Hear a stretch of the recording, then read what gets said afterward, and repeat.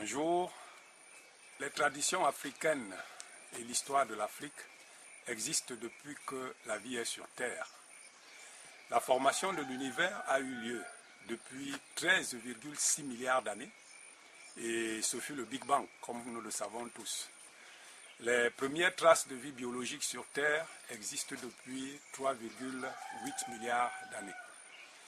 Le plus ancien hominidé, ancêtre de l'homme moderne, jamais découvert sur Terre, baptisé Toumaï, a vécu il y a 7 millions d'années au Tchad en Afrique, comme tous les autres un peu moins âgés qui ont été découverts dans les pays tels que l'Éthiopie, le Kenya et la Tanzanie. Nous le savons aussi, l'Afrique a plus de 2000 langues et dialectes, avec 1,33 milliard d'habitants cette année 2013, 54 États souverains et 9 territoires, donc 2 États qui sont de facto indépendants. Alors, il est prévu, selon les recherches scientifiques et tout ce qui a été prouvé, qu'en 2050, l'Afrique va atteindre 2 milliards d'habitants. Et en 2100, eh bien, l'Afrique sera peuplée de 4,1 milliards d'habitants. Ce continent deviendra alors le plus peuplé du monde et avec la croissance économique la plus importante du monde aussi, qui sera de l'ordre de 3/4 du total de cette croissance. Cette croissance ne peut se réaliser, nous le savons tous, et c'est là l'importance de notre intervention, sans que les Africains ne soient enracinés dans leur culture et leur tradition. Pourquoi ?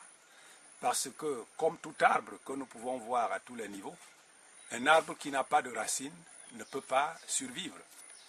De même donc, ce sont des racines qui puisent les nutriments de l'arbre sous le sol pour que nous voyons son feuillage, ses fruits et tout ce qu'il peut produire comme produit, si on peut le dire ainsi.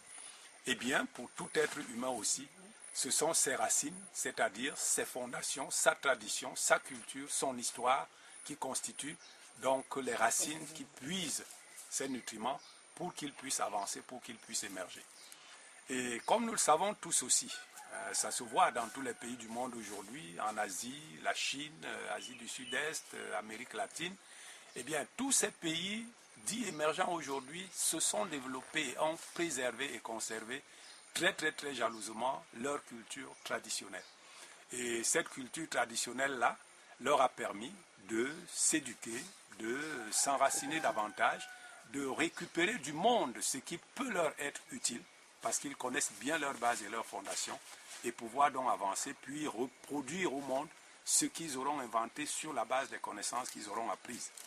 Et bien donc, telles que ces racines et ces fondations, l'encyclopédie électronique en ligne sur les traditions africaines est notre contribution à cette réalité pour que, pour ces années 2050 et 2100 de l'Afrique, que les Africains soient enracinés dans leur culture et tradition afin que l'émergence de l'Afrique soit effective. Je vous remercie. Bon appétit. Bon appétit.